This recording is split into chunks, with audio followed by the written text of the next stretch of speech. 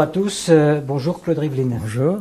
Alors vous êtes né à Paris le 16 septembre 1936. Oui. Dans une famille de commerçants installés en France. La famille s'est installée au début du XXe siècle et vous êtes d'origine lituanienne.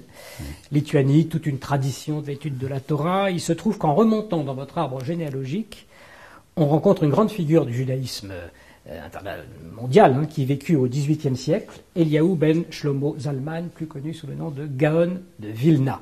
Et notre famille est très vaniteuse à cet égard. Est-ce que vous vous sentez proche aujourd'hui de cette tradition, de ce lointain ancêtre? Considérablement. Si vous voulez, j'ai en commun avec lui d'être un héritier un peu indigne des Lumières. C'était un homme qui avait une exigence extrême de logique. Et après tout, j'ai fait Polytechnique et les Mines, lieu dans lequel la logique est tenue en très haute estime. Donc il a une façon de commenter la Torah qui est, c'est un peu bizarre ce que je vais dire, mais une approche d'ingénieur. Des quantifications, des preuves numériques, des logiques incontournables. C'est très impressionnant et je me sens en profonde affinité avec lui. Et cependant aussi un kabbaliste, malgré tout. Absolument. Ah oui, mais il y a une façon de faire de la Kabbale qui est résolument du siècle des Lumières. Donc Litvak, encore pleinement, ça signifie pour vous quelque chose aujourd'hui. Ah oui, absolument, oui. Dans la tradition. Vos parents étaient des commerçants. Oui. Comment est-ce qu'ils vivaient donc avant-guerre, puisque vous êtes en 1936 C'est même mes grands-parents. Ma grand-mère paternelle tenait une boutique de chaussures en gros rue Saint-Martin et mon père en a hérité. Donc ils ont tenu ce commerce de chaussures qui était... Oui. Ils avaient une vie, j'imagine, comme tous les commerçants, assez aisée de... Oui, il y a eu quand même une période difficile pendant la guerre. Crise, mais je n'ai pas de souvenir de véritable pauvreté dans ma famille. On a été fugitifs pendant la guerre, on s'est planqué dans le Tarn. On va en parler. Oui, on va en parler. Vous dites avec une certaine ironie qu'ils étaient modérément consistoriaux. Comment est-ce qu'ils vivaient parce qu'il y avait du judaïsme chez mes grands-parents, où mes parents ont été élevés, mais c'était pas de l'orthodoxie d'aujourd'hui. On célébrait les fêtes, j'ai fait ma bar mitzvah, j'étais au Talmud Torah, donc si vous voulez, enfin c'était pas farouche. C'était ce qu'on appelle aujourd'hui traditionnaliste. C'est ça, voilà. Donc la guerre arrive, vous avez 3 ans, tout juste, vous êtes en 1936. Votre famille se réfugie donc successivement à Clermont-Ferrand et dans le Tarn. Est-ce que vous gardez un souvenir de ces pérégrinations d'aux heures sombres? Très vif, très vif. Parce que Clermont-Ferrand, j'y ai passé toutes mes études. C'est simplement pour entrer à l'X que j'ai quitté Clermont.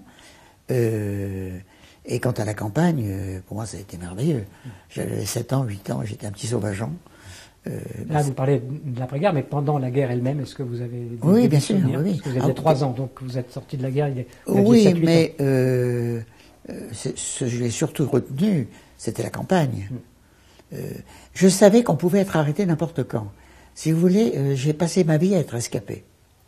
J'ai l'habitude de dire, avec une petite emphase qu'on pardonnera, que je m'attends à tout instant à ce que 2 gendarmes entrent, nantis d'un mandat d'arrêt, pour me dire un camion vous attend en bas, direction Drancy, destination Auschwitz.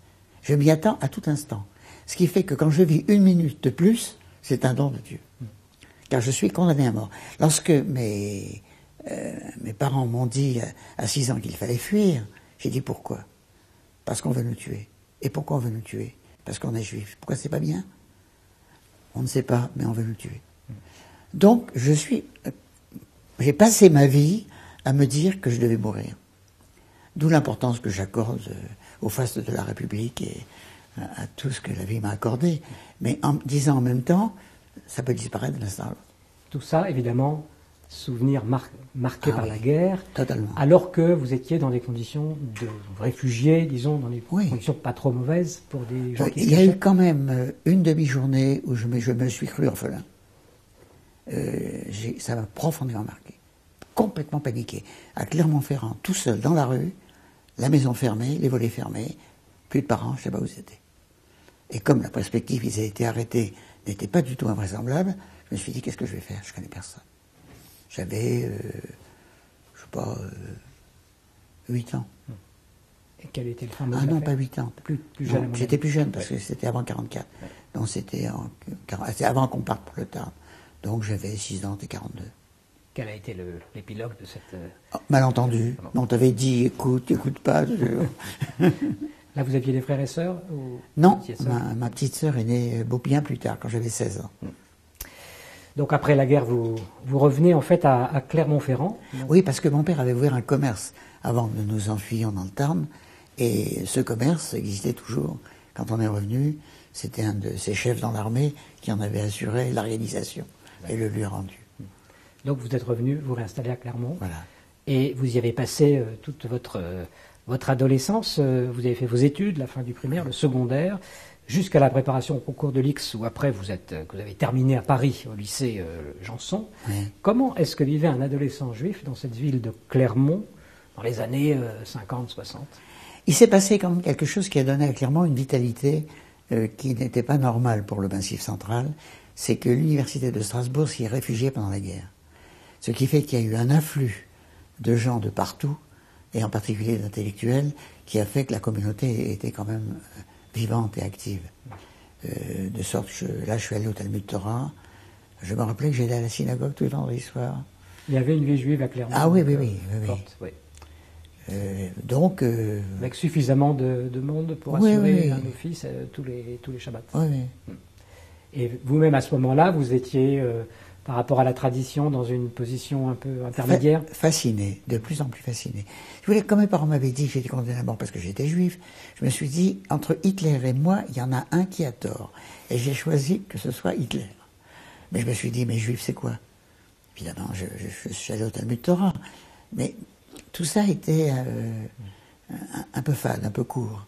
Et je voulais nourrir cette identité.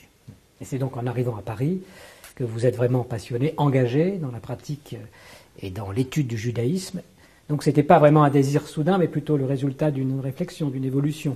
Surtout l'influence d'une femme merveilleuse, une artiste peintre que beaucoup de vos interlocuteurs ont connue, elle est toujours de ce monde, Colette Brunswick. C'est une grande artiste de peinture abstraite et qui m'a traîné chez Manitou, chez Lévinas, avec qui j'ai passé des heures de conversation. Une femme merveilleuse et qui a illuminé ma vie religieuse. Et qui donc vous a fait découvrir aussi ce que le judaïsme pouvait donner à Paris, c'est-à-dire que tout avait été quand même anéanti par la guerre, ça renaissait, avec des figures, la figure centrale notamment de Manitou, dont vous dites qu'il a été l'un de vos principaux maîtres. Qu'est-ce que vous gardez comme souvenir de Léon Ashkenazi? Au premier cours de Manitou que j'ai entendu, j'ai découvert qu'être juif, c'était encore mieux que d'être un homme de partout. Qu'on était porteur d'une véritable structure de l'histoire, d'un véritable sens de notre présence sur Terre, et que nous étions des collaborateurs de Dieu pour réussir le monde. J'ai trouvé ça fascinant. Et vous savez, on dit qu'un ange nous tape sur la lèvre parce que nous connaissions toute la Torah avant de naître, et en tapant, il nous l'a fait oublier. Mais le sillon est creusé. Et dans ce qu'il me disait, je me suis dit, je m'en doutais, je le savais. C'est bien ça que je veux entendre. Donc ça a été un intérêt évidemment existentiel, intellectuel, mais aussi finalement l'entrée dans une pratique plus rigoureuse. Vous savez, étudier le Shabbat sans le pratiquer, c'est pas possible. On se dit, je vais le pratiquer comme ça, quoi. Mais là, je suis vraiment entré dans une pratique qui se mariait heureusement avec le sens que je leur trouvais. Et donc Manitou, lui, avait aussi une manière d'accueillir chacun, chaque personnage, chaque étudiant, comme une personne. Comme il disait, je serai le dernier à comprendre ce qu'est un cours de Manitou.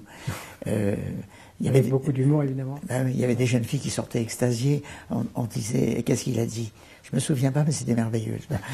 C'était un conteur extraordinaire. Et surtout, il y avait toujours un fil rouge formidable dans ce qu'il disait. On comprenait pourquoi on était sur Terre. Et qui résonnait encore longtemps après qu'on a quitté l'étude. Oui. Il y a d'autres personnes aussi que vous considérez également comme vos maîtres. Vous avez parlé de Lévinas, André Neher, Théo Dreyfus, Daniel Gottlieb. Finalement, progressivement, vous vous êtes inscrit je dans vais cette ajouter tradition. Josie Eisenberg. Je resuivais les cours de lui quand il était encore élève à l'école rabbinique. Vous voyez que ça ne date pas d'hier. Et de Lévinas aussi, vous avez suivi les enseignements? Mes rapports avec Lévinas sont un peu spéciaux. C'est que c'était habituellement l'un de mes voisins au comité préparatoire du colloque des intellectuels juifs de langue française. Et j'avais un immense honneur, j'étais son chauffeur. Il n'avait pas de voiture, moi j'en avais une. Et je le ramenais chez lui. Et en quelque sorte, il payait la course en me racontant des choses pendant le voyage, qui étaient forcément extraordinaires. Et puis alors vous avez eu aussi l'occasion de rencontrer une fois le célèbre et mystérieux Monsieur Chouchani. Ouais.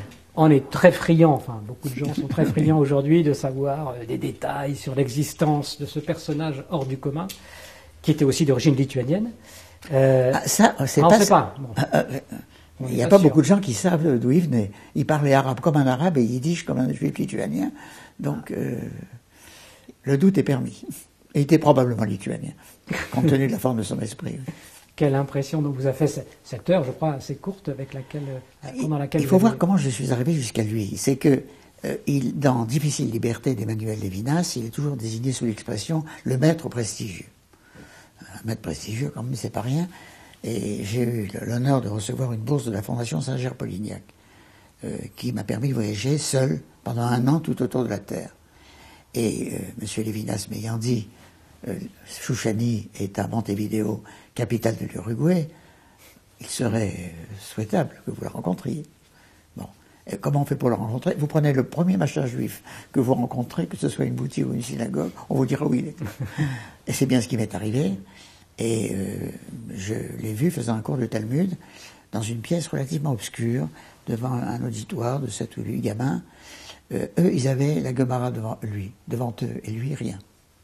Mais il leur disait, regardez dans la marge en haut à droite, vous avez un court commentaire du Gardevna qui dit ceci, qu'en pensez-vous? J'ai dit, waouh, faire un cours de Talmud sans Talmud, on m'avait dit qu'il était un prodigieux esprit.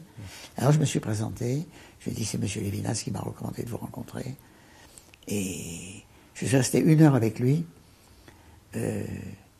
L'impression la plus forte que j'ai retenue, c'est notre dernier échange. Je lui ai dit, écoutez, c'est complètement fascinant. Tout ce que vous m'avez dit est entré en moi comme si je l'attendais. Et très froidement, il m'a dit, oui, parce que je suis un vrai maître.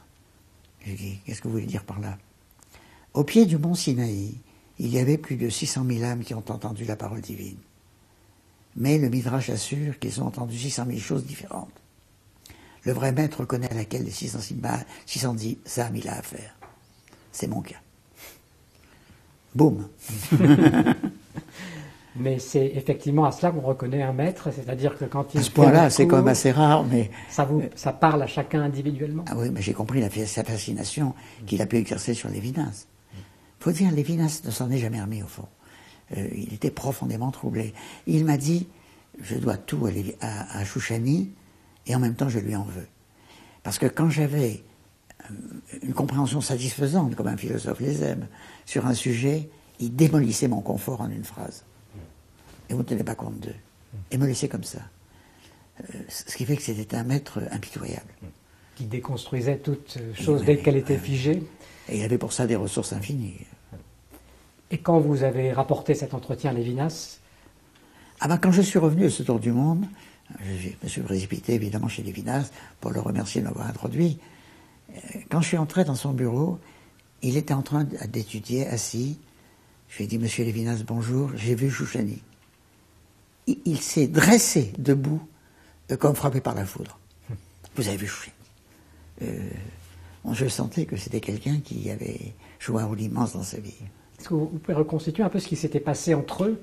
Ils avaient sans doute ils s'étaient sentis un peu tous les deux comme des maîtres l'un de l'autre, parce que j'imagine que Lévinas aussi devait trouver, Chouchani devait aussi trouver chez Lévinas. Je ne saurais jamais ce que Chouchani a retenu de Lévinas. C'est pas facile de savoir ce que Chouchani retenait de qui que ce soit, n'est-ce pas? Apparemment, il savait tout sur tout.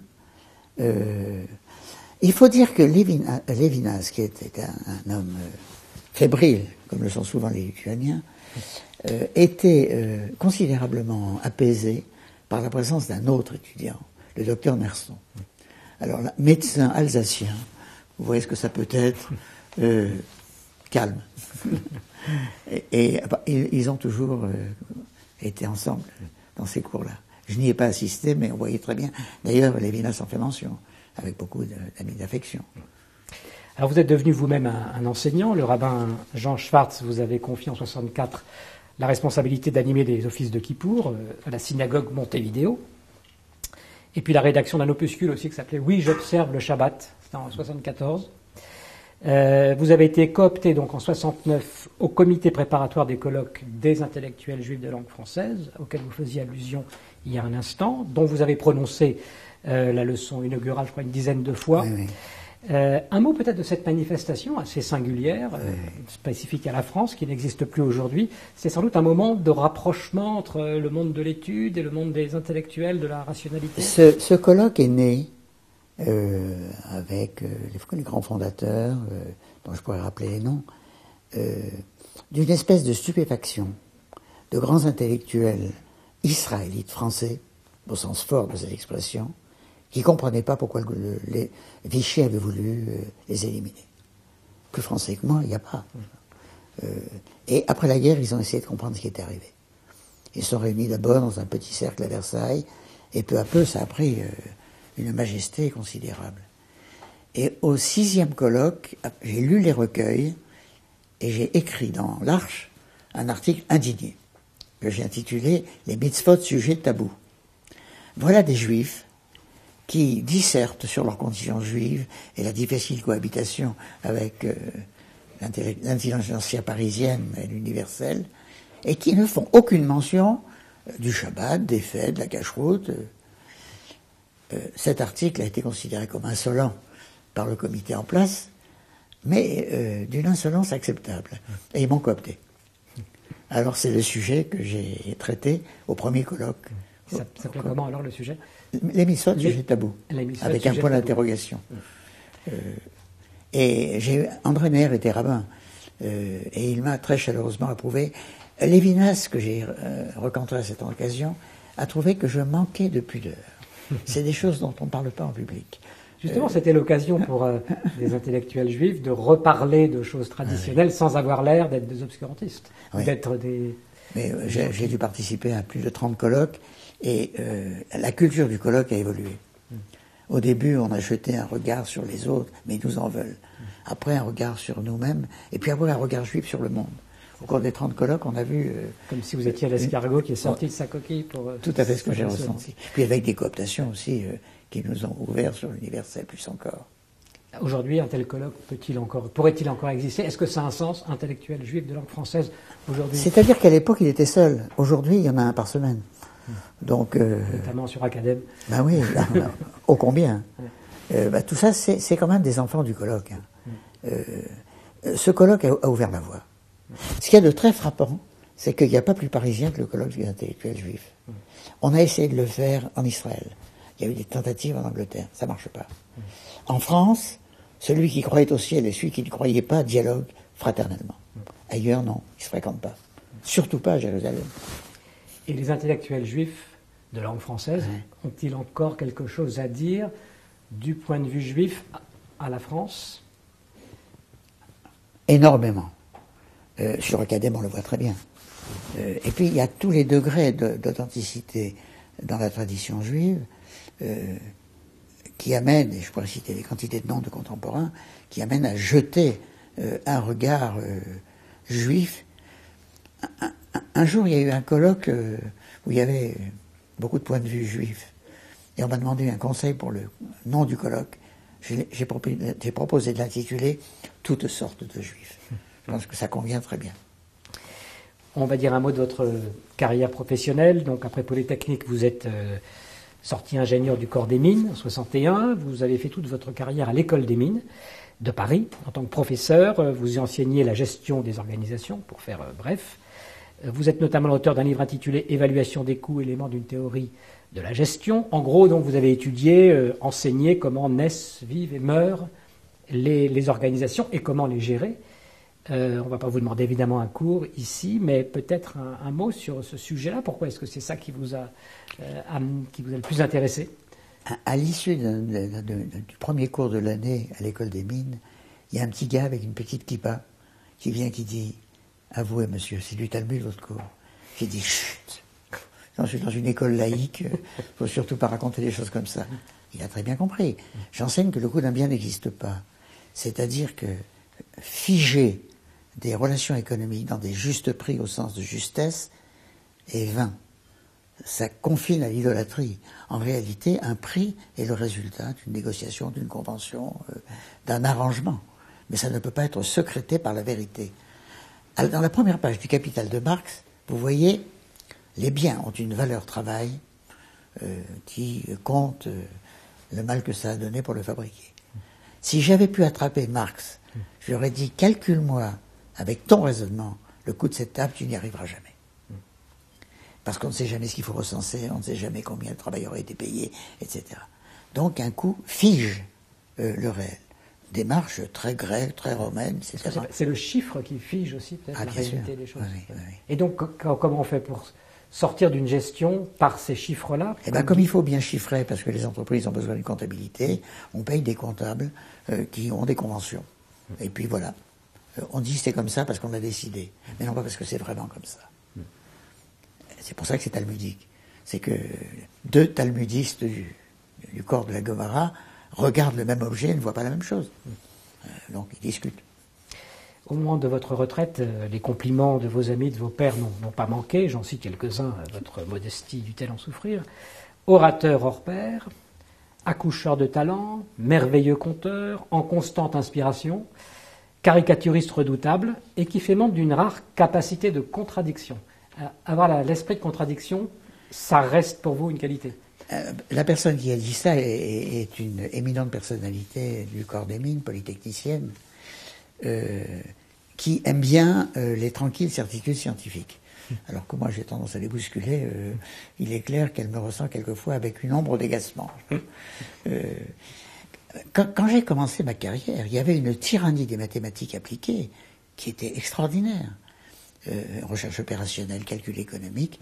Il y a même un major de l'X qui a écrit « La gestion des entreprises, c'est tout à fait comme la physique. Dans les systèmes physiques, on calcule le mouvement en minimisant l'énergie.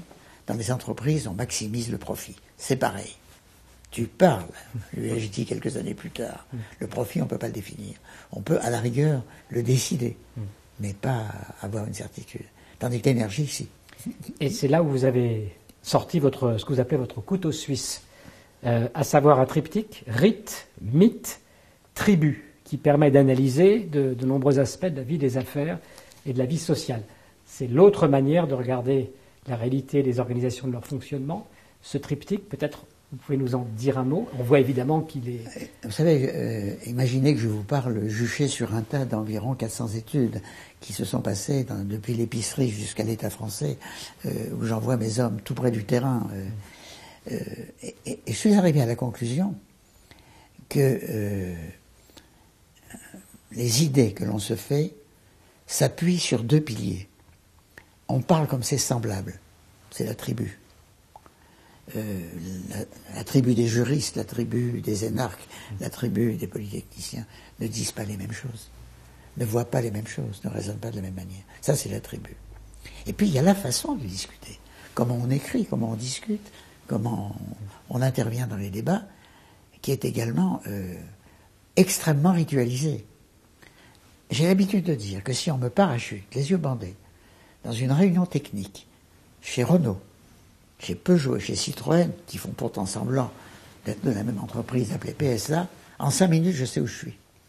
Parce qu'ils n'emploient pas les mêmes mots, la manière de s'interpeller n'est pas du tout la même, parce que ce n'est pas la même tribu. Et si l'un de ces piliers vient affaiblir, les deux autres le soutiennent, mais en même temps sont menacés. Vous n'avez pas parlé du mythe. C'est quoi le mythe? Le mythe, c'est une idée que l'on partage. On a l'impression qu'un mythe, c'est un mensonge. Mais un mensonge auquel on croit, on l'appelle vérité. Mais, par exemple, le mythe de la démocratie. C'est un des plus redoutables qui soit. Vous organisez des élections libres à Gaza, surveillées par des organismes internationaux qui montrent que les électeurs sont honnêtes, et ça donne le Hamas. En Algérie, ça donne le GIA. Oui. Enfin, ça, vous voulez dire que vous remettez en cause l'authenticité de cette élection? Et quand on relit les grands prophètes de la démocratie, comme Jean-Jacques Rousseau, comme Alexis de Tocqueville, ils disent pas de démocratie sans religion. Quand on relit Platon dans la République, il dit la démocratie, ça ne peut pas marcher. Sauf si la vertu est dans la tête de tous les citoyens. C'est-à-dire qu'il faut en plus une transcendance. Sinon, c'est la démagogie. Ce que dit Platon, d'ailleurs. Il dit la démocratie, ça ne peut pas durer. Parce que pour se faire élire, on flatte le peuple. Et ça tourne mal très vite. Et donc, vous avez tenté d'enseigner cette dimension-là de l'organisation, la gestion des organisations, qui contrebalançait le chiffre objectif, ou tout ce qu'on pouvait appréhender une réalité uniquement comptable. Et est-ce qu'il faut quand même garder l'équilibre entre les deux? Bien sûr. C'est ça? Il y a des parents d'élèves qui tombent sur mon cours d'évaluation des coûts et qui ont sursaut. Qu'est-ce qu'il enseigne celui-là? Et quelquefois, par dérision, ils disent, ils enseignent qu'un prix n'existe pas. Et de rire. J'ai jamais dit qu'un prix n'existait pas. Un prix, ça existe. Ça se constate. C'est le coût qui appelle des conventions très nombreuses et qui, à ce titre, peut être contesté. Là, il y a un de vos collègues qui a dit que l'essentiel de votre enseignement était d'apprendre à ses élèves l'indépendance d'esprit de l'ingénieur. Et l'une de vos maximes, c'était, paraît-il, soyez humble avec les faits et fiers devant les chefs. Oui. Ça ne doit pas être très facile, peut-être, dans une institution, de dire soyez fiers devant les chefs et humbles devant les chefs. Je ne peux pas dire ça à des gens qui sont très bas dans la hiérarchie, parce qu'il faut bien qu'ils obéissent, les pauvres. Mais j'enseigne aux élites. J'enseigne aux majors de l'X et aux ingénieurs civils des mines, qui sont des hommes qui n'ont pas peur. Il y a un corollaire à ce que je dis là. On ne vote pas la loi de la pesanteur. Il faut faire avec. C'est ça l'effet. Être humble devant lui. En réalité, cette formule, vous remarquerez, est l'inverse de ce que la plupart des gens font. C'est-à-dire qu'ils vont travestir les faits pour plaire au chef. Alors c'est exactement le contraire que je suggère. Les faits finissent par avoir raison, surtout dans le monde des ingénieurs. Même si ça ne plaît pas au chef. Par exemple, je dis, les éoliennes sécrètent plus d'oxyde de carbone qu'une vieille centrale à fioul. On dit, comment peut-vous dire une chose pareille? Le vent est propre, le vent est gratuit, etc. Oui, mais c'est intermittent. C'est quand il n'y a plus de vent et que les usines vont continuer à tourner, qu'est-ce qu'on met en route? Une vieille centrale pourrie, parce qu'elle sert très peu. Donc on ne va certainement pas la mettre en base, celle-là. Et elle crache des quantités de CO2 infernales. Mais c'est de la faute à l'éolienne. Sans compter que l'énergie éolienne est parfois contestée aussi sur sa rentabilité réelle. Voilà un fait désagréable à l'esprit, mais l'ingénieur doit dire c'est comme ça. Cette autonomie de pensée, finalement, est-ce qu'elle n'est pas en train de se perdre de plus en plus dans les systèmes d'aujourd'hui, de gestion, de management? C'est-à-dire que le monde est politisé et surtout interactif. C'est-à-dire qu'il faut réagir sur Twitter, ce qui donne des vérités rustiques et brutales. Mais les jeunes ont une indépendance d'esprit admirable. J'enseignerais à l'enseignement de maternelle et du primaire.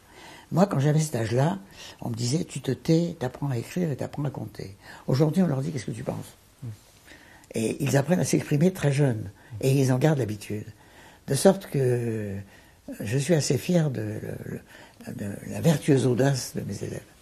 Donc vous n'êtes pas hostile aux réformes de l'enseignement qui consiste... Ou alors là, je ne mets pas un orteil là-dedans parce que chaque fois que le ministre dit je vais m'en occuper, il a 1 million de personnes dans la rue. Donc, en parlant de ce qui se passe aujourd'hui, quel diagnostic vous porteriez sur ce qu'on appelle la crise sociale, politique, européenne? Mon couteau suisse va servir. La France a une santé magnifique au niveau des rites. Par exemple, l'ambiance qu'il y a dans une boulangerie le dimanche matin est un paradis terrestre. La bonne odeur, les gens plus ou moins en pantoufles, qui avec beaucoup de coquetterie choisissent un petit pain, un gâteau. Je me dis, mais c'est extraordinaire. Et le boulanger est parfaitement conscient du fait qu'il est un prêtre. Là, on officie dans un lieu sacré. Mais des rites comme ça, il y en a plein. La pétanque ici, la chasse à la palombe là, le tir à l'arc ailleurs.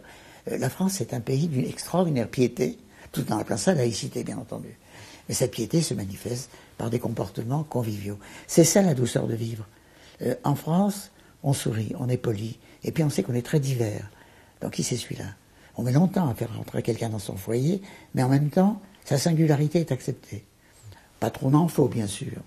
On sait que au-delà d'une certaine dose, sur toute la Terre, des hostilités se font jour. Mais il y a de la santé à la base. Par contre, qu'est-ce qu'on est malade au sommet? J'ai dit ce que je pensais de la démocratie. C'est évidemment merveilleux, la démocratie. Mais ça fonctionne très très mal. La quantité de... Quand un ministre se fait attraper par l'opinion, il propose une loi. Le cimetière des lois est complètement embouteillé. La plupart des lois ne sont jamais appliquées parce qu'on n'a pas voté les décrets d'application, ou quand on les a votés, la loi ne s'appliquait plus parce que le contexte avait changé. Mais on fait croire qu'on gouverne parce qu'on fabrique des lois. Et ça, au sommet, ça va très très mal. Et pour une raison simple, c'est que les Français sont des monarchistes incorrigibles à une époque où une monarchie n'est plus possible. Donc crise d'identité, comme on dit. Donc crise d'identité. Et puis alors, la distinction droite-gauche est totalement dérisoire. Regardez le virage du gouvernement actuel de la France, qui était d'une gauche vertueuse, 19e siècle. Puis ils sont aperçus que les industriels ne sont pas des exploiteurs, mais des créateurs d'emplois. Ciel. Le problème du socialisme, c'est que dans les œuvres complètes des socialistes du 19e siècle, il n'y avait pas de chômeurs. Parce qu'il n'y avait pas de SMIC. Là, ils sont tombés sur cet objet terrifiant, qui n'arrête pas de croître, qu'ils n'avaient pas prévu. Et est-ce que nous ne manquons pas de mythes, alors, pour prendre le deuxième lame du couteau? Ou plutôt qu'on en a trop. C'est-à-dire qu'on est tellement attaché au mythe de la raison qu'on demande dans chaque cas, petite parenthèse, quelquefois remplacé par la justice. Qu'on se dit le magistrat, il doit savoir. Mais ce qui est encore mieux, c'est une démonstration indiscutable. C'est de ça que les gens ont soif. Malheureusement, il n'y a plus beaucoup de choses indiscutables de nos jours. Et donc, votre diagnostic est quand même pessimiste quant à la capacité du pays à retrouver un... En réalité, le pays est malade des quantifications parce qu'il donne à l'objet économique une présence démesurée. On a montré que dans la vie d'un Français moyen, le travail salarié, ça occupe 14% de sa vie éveillée. Donc le raisonnement économique qui parle de la valeur travail néglige 84% de la vie. Vous ferez facilement le calcul. Un tiers d'études, un tiers de retraite, entre les deux, les 35 heures bien connues. Donc vous en arrivez à la conclusion qu'on ne travaille pas beaucoup, mais qu'on vit quand même. J'ai de brillants élèves de l'école des mines qui viennent de terminer un mémoire sur la dernière partie de la vie. Un fils de 60 ans peut être retraité en même temps que son père de 90 ans, lequel a une santé magnifique et très dynamique. C'est fou. Le père et le fils sont des sortes d'inutiles, des épaves de la société. L'horreur. Et qu'est-ce qu'on fait pour eux? Rien. Pour qu'ils se débrouillent. Bénévolat, les petits enfants, le jardinage. Mais c'est fou, ça. Un tiers de la vie qui est comme ça, abandonné. Tandis que quand il est salarié, alors là, qu'est-ce qu'on s'en occupe? C'est donc toute une manière de refaire les comptes, la comptabilité Je dis souvent nationale. Si Socrate revenait sur Terre, il serait évidemment épaté par la télévision et les amis. Mais il dirait, c'est quoi votre problème? On lui dirait, le chômage. Mais vous voulez tous être des esclaves. Chez nous, civilisés d'Athènes, le travail, c'est ceux qui plantaient les patates et faisaient les frites. Mais nous, on s'occupait des choses importantes. De la philosophie, de l'art, du sport. Vous voulez tous travailler? Eh ben, dites donc, vous avez bien profité de mes leçons. On retrouve ce fameux esprit de contradiction. Un mot sur peut-être sur la manière dont l'histoire évolue selon vous. Vous avez souvent mis en regard le nomade, le sédentaire, les polarités. Vous avez fait un article qui s'appelle Le dur et le mou. On revient sur ces deux notions à la fois de chiffres et de réalité plus subjective. Toute l'histoire de l'humanité depuis Caïn et Abel, est-ce qu'elle peut se lire dans ces rapports entre nomadisme, choses qui bougent, et puis sédentarité? C'est une clé d'une puissance absolument extraordinaire. Parce qu'il n'y a pas Caïn et Abel, il y a Romulus et Rémus. Romulus trace des murailles, et Rémus, son frère jumeau, saute par-dessus la muraille en riant, et Romulus tue Rémus. Il y a des gens qui ont des murailles, il y a des gens qui ont des routes pavées, il y a des gens qui ont de la permanence. Et puis il y a des caravaniers, des marins, des cavaliers, des gens, des bergers qui se déplacent. Ces deux races s'entretuent. Et toute la Bible est l'histoire des sédentaires égyptiens en rivalité avec les nomades babyloniens. Et comme par hasard, mais il n'y a pas de hasard, les Juifs sont à la charnière et penchent tantôt d'un côté, tantôt de l'autre. Et le premier temple a été détruit par les nomades babyloniens, le deuxième par les sédentaires romains. Donc le Juif est toujours l'autre de l'autre. À cette aune, la situation de l'État d'Israël, quelle est votre sensation, votre perception? Et de la société. C'est très compliqué. Israël est un État profondément religieux et fanatiquement laïque. C'est-à-dire qu'il y a un culte de la démocratie, de la raison, les start-up, l'électronique, etc., qui est absolument extraordinaire. Et d'un autre côté, une ferveur même chez ceux qu'on considère comme des chilonim, des pas religieux. Il y a un symptôme très clair, c'est le repas du Seder de Pessah. Environ 15% des Israéliens, me dit-on, vont à la synagogue le Shabbat matin. Mais 85% font un repas familial, solennel, la solennité pouvant varier, le soir du Seder. Alors, par ailleurs, le dernier rite que les gens les plus éloignés de la religion abandonnent, c'est la Brit Mila. Un père qui s'était toujours proclamé complètement contre les religieux, quand il a un fils, il a des trucs, il faut pas plaisanter. Comment vous comprenez ça? C'est que juif est une condition qui est tellement ancrée dans l'individu qu'elle se manifeste inopinément pour ceux qui croyaient s'en être détournés. Je crois que c'est Arthur Koestler qui a dit « Ce n'est ni une race, ni une religion, ni une nationalité.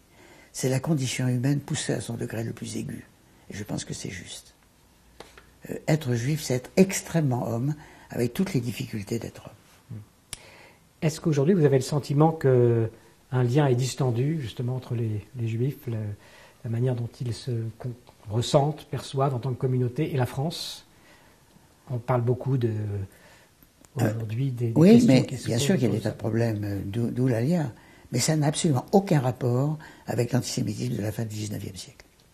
C'est pas du tout pareil. Aujourd'hui, c'est dans les quartiers pauvres que les juifs sont menacés. Mais ici, à Neuilly, dans le 16e, rien.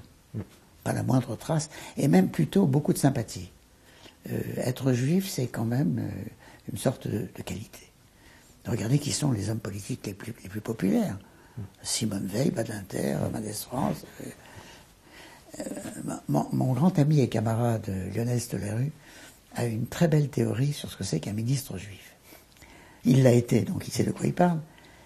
Un ministre juif, c'est quelqu'un à qui on donne très peu de temps un dossier à haute teneur morale. L'avortement à Simone Veil, la peine de mort à Badinter, la liquidation de l'Indochine à Mendès France. Puis quand il a fini, on chasse. Et sur les rues? Ah bah lui, il a eu le travail manuel et les immigrés. Ah, là, c'était des cadeaux. Parce que les non-juifs savent que les juifs sont des prêtres. D'où d'ailleurs leur extrême indignation. Quand un soldat israélien botte les fesses d'un Palestinien, c'est un crime contre l'humanité, parce qu'un prêtre n'a pas le droit de faire ça. Ils sont le peuple élu même de l'aveu de leurs pires ennemis.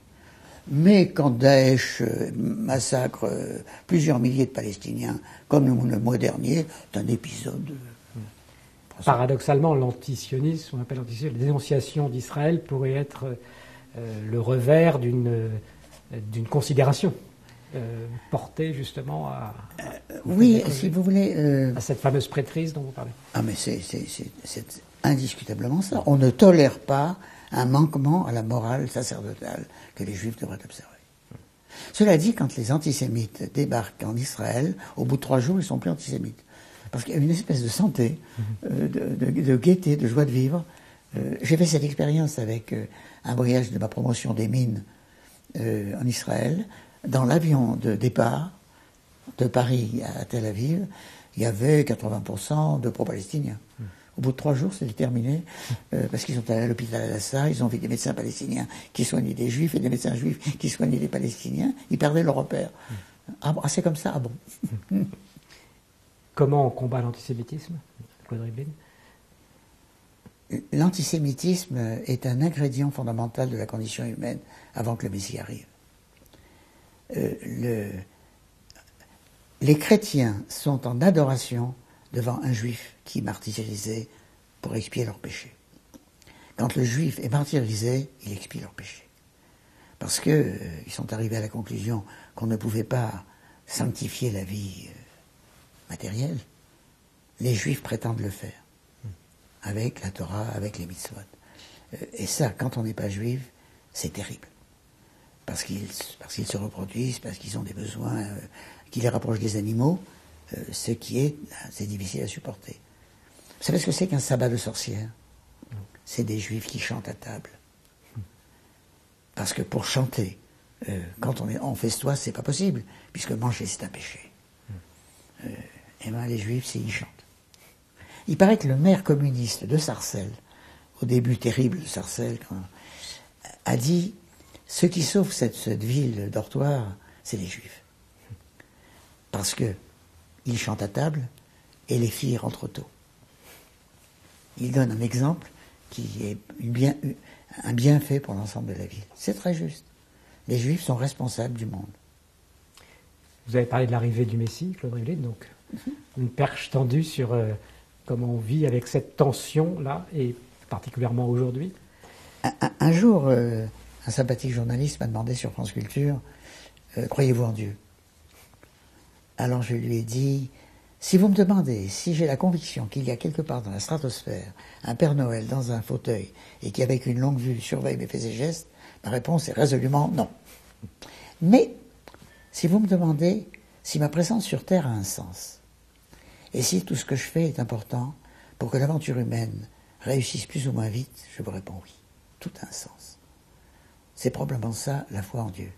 Et ce sens, on l'appelle l'arrivée du Messie, métaphore au contenu très variable, selon les auteurs et selon le moment, mais ce qui est constant, c'est que cette aventure réussira. Et que ce que je fais est important. Réussira dans le temps. Réussira dans le temps. Pas uniquement comme une attente éternelle, perpétuelle. Elle aboutira, mais on sait que la tradition donne différents cas de figure. Ça peut passer par des horreurs, la guerre de Gog et Magog. Mais si on le mérite, ça se passera bien. Parce que Maïmonide dit que précisément ces jours-là ne seront pas différents des autres jours, mais simplement c'est ce rapport entre juifs et non-juifs qui aura évolué, qui aura été pacifié, et on ne sera plus dans la situation que vous décrivez tout à l'heure. La tradition va même plus loin. Elle dit plus personne n'opprimera plus personne. C'est-à-dire des rapports humains miraculeux. Même si rien n'aura changé dans les lois de la nature ou dans la façon d'exister sur Terre. Et je voudrais vous rapporter un enseignement de mon regretté maître, le rabbin Daniel Gottlieb. Il se demandait, non sans raison, pourquoi il y a une telle solennité de ce qu'on appelle les 10 commandements. Alors il dit, c'est pas des commandements. Les 5 premiers, oui. Honore ton père et ta mère, observe le Shabbat. Mais les 5 derniers, c'est pas des commandements, c'est des promesses. D'ailleurs, c'est au futur. Un jour viendra où on ne tuera plus, on sera fidèle à son conjoint, on ne volera plus, on dira la vérité, et surtout, on n'en convoitera plus. Alors, interdiction curieuse de ne pas convoiter, on ne fait aucun mal. C'est une souffrance. Si on le comprend comme une promesse, tout devient clair. C'est que ce monde où on ne convoite plus, c'est ça l'état messianique. Alors les 5 premiers sont un abrégé des 613. Si vous observez ce que disent les 5 premiers, vous ferez aboutir à advenir ce monde idéal que décrivent les 5 derniers au futur. Et aujourd'hui, Claude Rivlin, tout ayant un sens, vous-même, dans cette situation difficile où on cherche justement des solutions nouvelles, des repères, est-ce que vous avez l'impression que vous êtes en position d'intervenir, d'agir? En gros, quels sont vos projets aujourd'hui? J'ai placé comme dernière phrase dans une de mes publications qui s'appelle « Petit traité pour expliquer le judaïsme aux non-juifs », une citation du philosophe Alain, qui était un joyeux païen normand, mais qui a dit « La faculté de réussir, si commune chez les juifs, tient à cette opinion métaphysique qu'on n'est pas sur terre pour s'amuser. » Extraordinaire résumé, fulgurante intelligence de ce merveilleux philosophe. On n'est pas sur terre pour s'amuser. C'est-à-dire que chacun de mes propos, chacun de mes gestes, chacune de mes rencontres aidera à la réussite de cette histoire. Et si j'y manque, je suis malheureux et j'essaie de faire mieux la prochaine fois. Et on ne sait pas l'importance que peut avoir chaque action. Exactement. Dans Ça, ce processus. C'est dit clairement dans la Mishnah. Petite mitzvah, grande mitzvah, tu ne peux pas savoir. Donc, vos projets, Claude Rivlin, aujourd'hui, est-ce que... La vieillesse et la mort sont 2 erreurs auxquelles je ne souhaite pas m'associer. Donc, j'ai décidé de ne pas m'y engager. Et je vis, je fais du sport, je travaille, comme si de rien n'était. Vous êtes impliqué aujourd'hui dans des activités aussi communautaires? Ah oui, bien sûr, considérablement. Vous savez, un juif a l'obligation d'étudier tous les jours. C'est ce que je fais. Mais parce que je prépare un livre, parce que je prépare un cours, parce que je sais pourquoi. C'est pas seulement pour m'occuper pieusement l'esprit, c'est parce que je suis engagé dans une activité qui, j'espère, va faire du bien à d'autres. Et la communauté, comment va-t-elle, selon cette perception, cette Ah expérience? plus vous vous rapprochez du sommet, plus ça va mal. Plus vous vous rapprochez de la base, plus magnifique est la santé. Les communautés juives de Paris ont un office le matin, Mincha, Ma'ariv, il y a une cacheroute fabuleuse. Il y a 200 restaurants cachers à Paris. C'est absolument incroyable. Je pense qu'il y a plus de cacheroutes à Paris qu'en Israël. Qu'à Tel Aviv, peut-être. Oh, Tel Aviv, n'en parlons pas. Mais même à Jérusalem, c'est pas toujours facile de trouver un restaurant d'une cacheroute convenable. Parce que rythme et tribu. On est porté par les rites. On fait comme ça parce qu'on a toujours fait comme ça. Il y a de plus en plus de jeunes couples dont les parents, des deux côtés, étaient, comme j'ai dit tout à l'heure, gentiment consistoriaux, qui font un foyer rigoureusement cachère. Et qui vont à la synagogue, et qui trouvent ça tout à fait naturel. J'ai un de mes anciens élèves aujourd'hui, installé à Ranana, qui s'appelle Alain Vaniche, très brillant polytechnicien. Quand il était encore à Paris, 2 fois par an, il louait un hôtel Mercure. On cachérisait la cuisine, et il faisait venir 30, 40 couples, une gaminette pour s'occuper des petits. On y arrivait vendredi à midi, on repartait dimanche soir. On festoyait, on priait, on chantait, etc. Et puis après, on repartait en disant merci aux hôtels Mercure. Mais des gens qui ne militaient pas, qui n'étaient pas spécialement ostentatoires. Et tous des gros diplômés. Ça veut dire que l'ALIA, aujourd'hui, c'est quelque chose sur lequel que vous comprenez malgré tout, cette nécessité. Est-ce que c'est en rapport aussi avec cette évolution de faire avancer justement la perspective, la construction du monde ? Je pense que l'ALIA n'est pas un concept bien cerné. C'est que les gens vont en Israël moins pour y aller que pour quitter. Et puis une fois que sur place, c'est frappant de voir comment on n'en parle pas. Ça a l'air d'aller de soi. En fait, ça ne va pas de soi du tout. C'est un pays dur. On a du mal à trouver une communauté parce que pour être tribal, c'est tribal. Il faut avoir la calotte tricotée comme les voisins. On ne va pas dans n'importe quelle école. Bon, tout ça est difficile, mais il serait totalement inconcevable de s'en plaindre, sauf en étant très intime. Donc moi je suis évidemment fasciné par la Terre Sainte, mais j'ai souvent songé à y aller. Mais à Paris je connais 1000 personnes, en Israël 10. Et vous avez votre kippa qui passe partout. Ah, c'est pas sûr. Oh non, elle n'est pas assez noire, elle n'est pas assez en velours, elle n'est pas assez... Non. Ça, c'est une kippa de sioniste religieux, ce qui me situe. Et puis bientôt 30 ans, vous donnez un cours annuel de pensée juive au quartier latin. Oui. Certains ont été publiés. Je cite simplement pour conclure donc le cours de l'an dernier qui s'appelle Des matriarches, réflexion sur la condition féminine, écrite en collaboration avec Evelyne Berdugo, qui vient d'être publié par la coopération féminine. Dont elle est présidente. La femme, ça a aussi un rôle, évidemment, j'imagine, dans cette perspective. La devise qui sous-tend cet écrit, c'est que les femmes sont nullement les égales de l'homme. Elles leur sont supérieures. C'est pas démagogique, ça. Non, ça tient simplement à ce que, contrairement aux hommes, elles mettent au monde. Ce qui est un événement cataclysmique et qui les égale à Dieu. Comme dit Ève, Kaniti Ish et Hachem, j'ai créé un homme comme Dieu. L'homme en est absolument incapable, et en plus, ce genre d'événement lui fait peur. Donc, dans ce monde, dans l'opposition entre le dur et le mou, il y a de plus en plus de mou. Bill Clinton a dit « J'ai été l'homme le plus puissant de la Terre quand j'étais président des États-Unis. J'ai calculé qu'en moyenne, j'avais 20 minutes pour me faire une opinion sur tous les sujets. Parce qu'au bout de 20 minutes, toutes les agences de presse du monde sont au courant et réagissent non pas à l'événement, mais à ce que je vais faire. Donc je réagis, moi non plus, non pas à l'événement, mais à ce que je vais faire. Donc les hommes sont envahis par des irruptions comparables. L'Avdil a une naissance. Donc il donne le pouvoir aux femmes. La présidente du Fonds monétaire international est une femme. La présidente de la Banque centrale américaine et d'Israël est une femme. Le maire de Paris est une femme. Et si elle avait été battue, ça aurait quand même été une femme. Pourquoi ? Parce que c'est des postes terribles. Et les femmes ont plus de sécurité intérieure, plus de force face aux irruptions inopinées que les hommes. Donc on leur donne le pouvoir.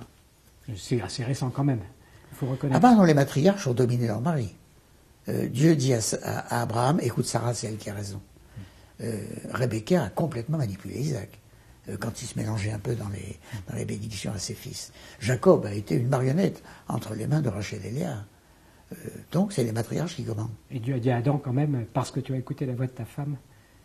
Oui, mais c'est très discuté, d'ailleurs j'en parle. Lorsque Dieu a dit à Adam, il ne faut pas manger du fruit, Ève n'était pas née. Et quand elle est née, il s'est dit, elle doit être un peu idiote, donc je vais lui donner une interdiction supplémentaire. Il lui a dit, il ne faut ni y toucher ni en manger.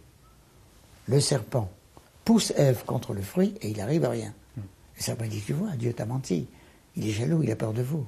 Donc tu peux le manger, tu ne risques rien. Donc c'est le péché d'Adam. J'ai un camarade chrétien à qui je racontais ça et qui me dit, j'ai tout compris. Tout le malheur de l'humanité vient de ce que le premier homme a pris sa femme pour une pomme. Donc c'est un bon résumé. Voilà, et c'est peut-être une bonne conclusion pour cet entretien. Merci beaucoup, Merci à vous d'avoir accepté notre invitation, l'invitation d'Academ. Merci pour votre attention.